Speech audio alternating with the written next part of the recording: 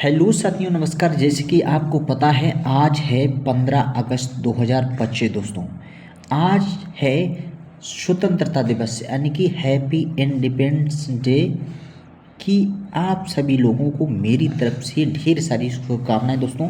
जैसे कि पता है आरआरबी एनटीपीसी के एग्ज़ाम चल रहे हैं दोस्तों। उसी का जो 14 अगस्त को पेपर हुआ था आरआरबी एनटीपीसी अंडर ग्रेजुएट का दोस्तों, उसका सेकेंड शिफ्ट में जो जीके जीएस के प्रश्न आए दोस्तों उन्हीं को लेकर चलते हैं। आइए दोस्तों, समय ना व्यस्त करते हुए फर्स्ट क्वेश्चन को स्टार्ट करते हैं। चलते हैं, पहला क्वेश्चन क्या है, आइए पहला क्वेश्चन फ्रेंड्स है। आइए फ्रेंड्स, फर्स्ट क्वेश्चन देखते हैं क्या पूछा गया था दोस्तों। फर्स्ट क्वेश्चन पूछा गया ASCII का विस्तार रूप क्या है दोस्तों। विस्तार रूप इसका क्या है दोस्तों, इसका विस्तार रूप है American standard code for information interchange होता है फ्रेंड। ठीक है, शायद बात समझ गए होंगे दोस्तों। American standard code for information interchange होता है फ्रेंड दोस्तों। ठीक है, नेक्स्ट क्वेश्चन दोस्तों पूछा गया था दोस्तों, क्या पूछा गया था। नेक्स्ट क्वेश्चन पूछा गया था जो अलाउद्दीन खिलजी ने दोस्तों बाजार नियंत्रण प्रणाली दोस्तों, प्रणाली या नीति लिख लीजिए दोस्तों। ठीक है, नीत है दोस्तों। ठीक है, नीत क्यों लागू की थी दोस्तों, क्यों लागू की थी दोस्तों, यह इसलिए लागू हुई थी जो बाजार में जो वस्तुएं होती हैं कम ज़्यादा रेट में यानी कि बेचती हैं दोस्तों, उन्हें कंट्रोल करने के लिए यानी कि उन्होंने क्या लाई थी दोस्तों, बाजार नियंत्रण प्रणाली दोस्तों। ठीक है, अलाउद्दीन खिलजी ने बाजार नियंत्रण प्रणाली को लागू की ताकि विशाल सेना को बनाए रखने के लिए आवश्यक वस्तुओं की कीमतों को नियंत्रित किया जा सके दोस्तों। यानी जो वस्तुएं हैं उनका क्या जो नियंत्रण किया जा सके दोस्तों, कम ज़्यादा रेट में कोई बेच ना सके, इसलिए उन्होंने बाजार नियंत्रण प्रणाली का क्या किया था दोस्तों, लागू की थी दोस्तों। ठीक है, किया जा सके दोस्तों, और साथ ही अपने राज्य का स्थिरता और आर्थिक नियंत्रण स्थापित किया जा सके, इसलिए उन्होंने बाजार नियंत्रण प्रणाली को लागू किया था। किसने दोस्तों, अलाउद्दीन खिलजी ने दोस्तों। ठीक है, नेक्स्ट क्वेश्चन दोस्तों क्या पूछा गया था। नेक्स्ट क्वेश्चन पूछा गया दोस्तों, किसी भी राज्य की विधानसभा में अधिकतम सदस्यों या सीटों की संख्या हो सकती है दोस्तों। ठीक है, हो सकती है, कितनी हो सकती है दोस्तों, भारतीय संविधान के अनुसार किसी भी राज्य विधानसभा में अधिकतम सदस्यों की संख्या दोस्तों कितनी हो सकती है दोस्तों, यानी कि 500, और न्यूनतम सदस्यों की संख्या कितनी हो सकती है दोस्तों, यानी कि 60 हो सकती है दोस्तों। ठीक है, बट इसके कुछ अपवाद हैं दोस्तों। अपवाद देखिए दोस्तों, कौन कौन से राज्य केंद्र शासित प्रदेश हैं दोस्तों। ठीक है, कुछ राज्यों और केंद्र शासित प्रदेश संसद के एक अधिनियम द्वारा दोस्तों 60 से कम सदस्यों की अनुमति दी जा सकती है दोस्तों। ठीक है, उदाहरण के लिए दोस्तों गोवा, सिक्किम, मिजोरम में 60 से कम सदस्य हैं दोस्तों। ठीक है, कौन कौन से राज्य हैं, गोवा, सिक्किम, मिजोरम में दोस्तों 60 से कम सदस्यों की संख्या है। बट यदि आपसे पूछ दिया अधिकतम सदस्यों की संख्या कितनी हो सकती है विधानसभा में, 500, और न्यूनतम दोस्तों 60 हो सकती है दोस्तों। ठीक है, नेक्स्ट क्वेश्चन देखते हैं, गौर करते हैं क्या पूछा गया था। नेक्स्ट क्वेश्चन दोस्तों पूछा गया था दोस्तों, वेरी वेरी इंपॉर्टेंट पूछा गया था, हरियाणा में ऑपरेशन शील्ड किस मंत्रालय द्वारा शुरू किया गया था दोस्तों। किस मंत्रालय द्वारा शुरू किया गया था दोस्तों, एक केंद्रीय गृह मंत्रालय के द्वारा स्टार्ट किया गया था। अगला क्वेश्चन दोस्तों क्या पूछा गया था। अगला क्वेश्चन पूछा गया था दोस्तों, 2025 में राष्ट्रीय मतदाता दिवस कितने नंबर का था दोस्तों, कितने नंबर का था दोस्तों, ये 15 नंबर का था दोस्तों। राष्ट्रीय मतदाता दिवस 2025 में कितने, 15 नंबर का दोस्तों। ठीक है, 25 जनवरी को मनाया जाता है क्या, राष्ट्रीय मतदाता दिवस दोस्तों। ठीक है, इस उत्सव का मुख्य उद्देश्य है नए मतदाताओं को प्रोत्साहित करना दोस्तों। इसका मुख्य उद्देश्य क्या है दोस्तों, जो नए मतदाता हैं उन्हें वोट डालने के लिए प्रेरित करना या उत्साहित करना दोस्तों। ठीक है, इसका मुख्य उद्देश्य है राष्ट्रीय मतदाता दिवस दोस्तों। सुविधा प्रदान करना और नामांकन को करना दोस्तों, क्या है, नामांकन अधिकतम करना दोस्तों, इसका मुख्य उद्देश्य है।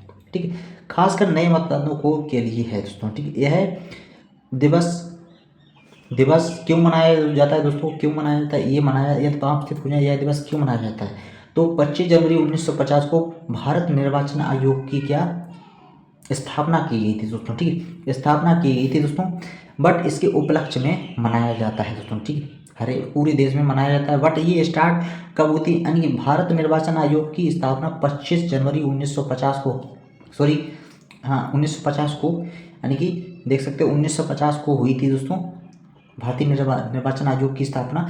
बट ये मनाया कब से किया गया दोस्तों, कब से स्टार्ट हुआ है इसका मनाना दोस्तों, 2011 से मनाना स्टार्ट हुआ गया दोस्तों। ठीक है, नेक्स्ट क्वेश्चन पर करते हैं और क्या पूछा गया दोस्तों। अगला क्वेश्चन पूछा गया, राष्ट्रमंडल खेलों में स्वर्ण पदक जीतने वाले पहले भारतीय कौन थे। पहले भारतीय कौन थे दोस्तों, महान धावक मिल्खा सिंह राष्ट्रमंडल खेलों में स्वर्ण पदक जीतने वाले पहले भारतीय बने। उन्होंने कार्डिफ कार्डिफ 1958 में पुरुषों के 440 गज की स्पर्धा में शीर्ष हासिल स्थान किया था दोस्तों, शीर्ष स्थान हासिल किया था दोस्तों। ठीक है, बता दें दोस्तों जो मिल्खा सिंह थे दोस्तों, ये बहुत बड़े धावक थे दोस्तों। ये इनका अभी 91 वर्ष, यानी कि 91 वर्ष की आयु में अभी जल्दी में निधन हो गया। किसकी वजह से, इन्हें कोविड हो गया था दोस्तों। ठीक है, इसकी वजह से ये क्या हुए, यानी कि इनकी मृत्यु हो गई, यानी डेथ हो गई दोस्तों। ठीक है, नेक्स्ट क्वेश्चन चलते हैं, क्वेश्चन पूछते हैं क्या पूछा गया था दोस्तों। अगला क्वेश्चन दोस्तों पूछा गया है, इसरो ने अपनी 101वीं मिशन कब लॉन्च की है। कब लॉन्च की गई थी दोस्तों, यह 18 मई 2025 को सुबह, यानी कि 5:59 पर भारतीय समय अनुसार इसरो सतीश धवन अंतरिक्ष केंद्र से दोस्तों। सतीश धवन अंतरिक्ष केंद्र क्या है दोस्तों, ये एपी यानी कि आंध्र प्रदेश में अवस्थित है दोस्तों। ठीक, आंध्र प्रदेश के श्रीहरिकोटा में दोस्तों, कहाँ, श्रीहरिकोटा में अवस्थित है दोस्तों। ठीक है, श्रीहरिकोटा में अवस्थित है। सार के प्रथम प्रक्षेपण स्तर FLP से PSLV C61 के माध्यम से EOS-09 को प्रक्षेपित किया गया था दोस्तों। ठीक है, कब, 18 मई 2025 को दोस्तों। ठीक है, नेक्स्ट क्वेश्चन पर गौर करते हैं फ्रेंड्स, क्या पूछा गया। नेक्स्ट क्वेश्चन दोस्तों पूछा गया था, वेरी वेरी इंपॉर्टेंट पूछा गया था, सुंदरबन नामक डेल्टा किस राज्य में अवस्थित है दोस्तों। किस राज्य में अवस्थित है दोस्तों, ये है वेस्ट बंगाल में। कहाँ, वेस्ट बंगाल में अवस्थित है दोस्तों। ठीक है, कहाँ अवस्थित है, वेस्ट बंगाल में दोस्तों, जिसे कहते हैं पश्चिम बंगाल में दोस्तों। ठीक है, इसकी राजधानी कहाँ है, कोलकाता, कोलकाता लिख सकते हैं दोस्तों, कोलकाता इसकी राजधानी है। नेक्स्ट क्वेश्चन दोस्तों वेरी वेरी इंपॉर्टेंट पूछा गया, ऋग्वेद में गोमत, गोमत किसे कहते हैं। गोमट लिख दिया, बट गोमत होता है दोस्तों, गोमत, गोमत किसे कहते हैं, धनी व्यक्ति या मवेशियों वाला व्यक्ति को गोमत कहा जाता है फ्रेंड, ऋग्वेद में दोस्तों। ठीक है, next question very very important है, पूछा गया 1869 में पीरियडिक टेबल किसने बनाई थी दोस्तों। 1869 में पीरियडिक टेबल किसने बनाई थी, 1869 में आवर्त सारणी पीरियडिक टेबल रूसी रसायन दमित्री मेंडलीव के द्वारा बनाई गई थी दोस्तों। ठीक है, किसके, दमित्री मेंडलीव के द्वारा बनाई गई थी दोस्तों। ठीक है, वट यह उन्होंने यह जो आवर्त सारणी बनाई थी दोस्तों, वह किसके अकॉर्डिंग विभाजित यानी वर्गीकृत किया था उन्होंने तत्वों को उनके परमाणु क्रमांक के अनुसार व्यवस्थित किया गया। परमाणु क्रमांक या परमाणु द्रव्यमान लिख सकते हो दोस्तों, क्या, परमाणु द्रव्यमान भी लिख सकते हो आप, द्रव्यमान भी लिख सकते हो, के आधार पर तत्वों को विभाजित किया, यानी कि कुछ तत्वों को उनकी जगह छोड़ी जो समय उस समय तक ज्ञात नहीं थे दोस्तों। ठीक, इन्होंने किया था दोस्तों, जो आवर्त सारणी की खोज की थी उसे इन्होंने परमाणु भार के अकॉर्डिंग व्यवस्थित किया, और कुछ ऐसे तत्व थे उस समय ज्ञात नहीं थे, उन्हें उनके लिए क्या, स्थान छोड़ दिया गया दोस्तों। ठीक है, और नेक्स्ट वैज्ञानिक थे, जब एक दूसरे वैज्ञानिक थे 1913 में आए थे दोस्तों, जिसे कहते हैं हेनरी मोजले। इन्होंने क्या किया था दोस्तों, इन्होंने किया था आधुनिक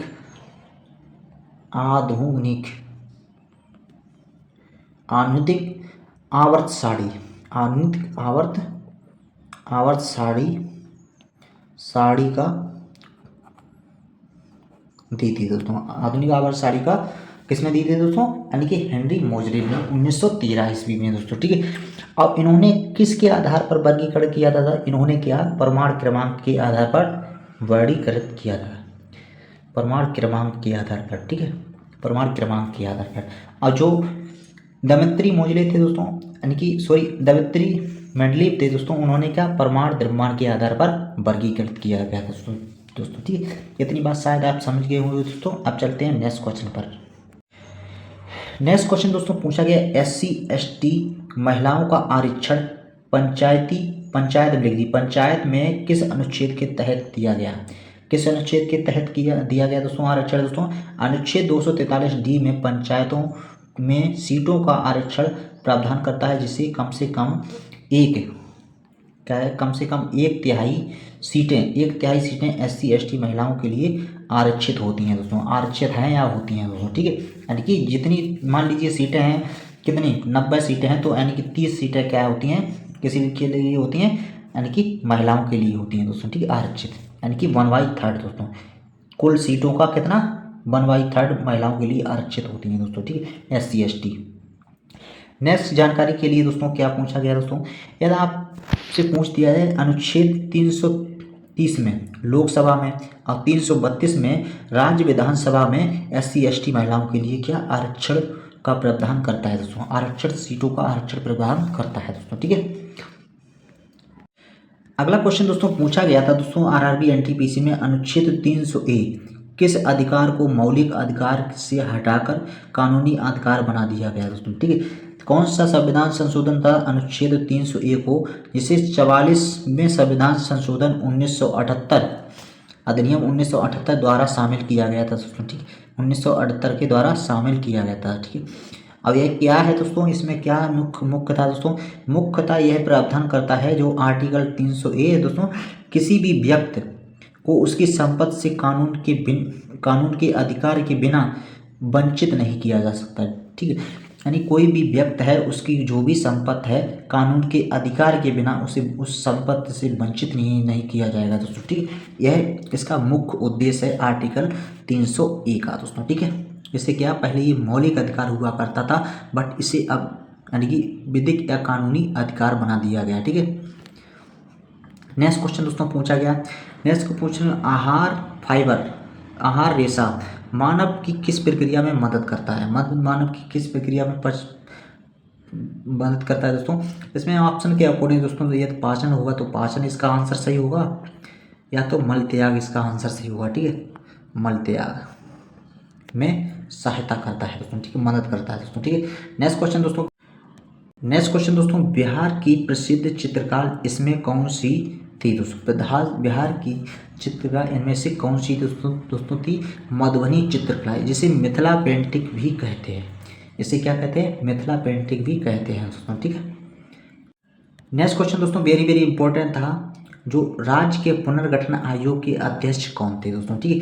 इसमें 3 सदस्य थे दोस्तों, उन्हीं में से एक सदस्य क्या अध्यक्षता की थी दोस्तों। इसमें न्यायमूर्ति फजल अली, हृदयनाथ कुंजरू दोस्तों और KM पाटिकर दोस्तों ठीक। इस आयोग की अध्यक्षता किसने की दोस्तों, क्वेश्चन ये है दोस्तों, तो बट इस आयोग की अध्यक्षता किसने की, यानी कि न्यायमूर्ति फजल अली ने दोस्तों ठीक है। नेक्स्ट क्वेश्चन दोस्तों वेरी वेरी इंपॉर्टेंट पूछा कि लक्षद्वीप में कौन सा डिग्री चैनल विभाजित करता है, लक्षद्वीप को कौन सा डिग्री चैनल विभाजित करता है दोस्तों, लक्षद्वीप को 9 डिग्री चैनल विभाजित करता है दोस्तों। जो चैनल है मिनिकॉय को बाकी लक्षद्वीप को द्वीप समूह को अलग करता है, मिनिकॉय द्वीप को लक्षद्वीप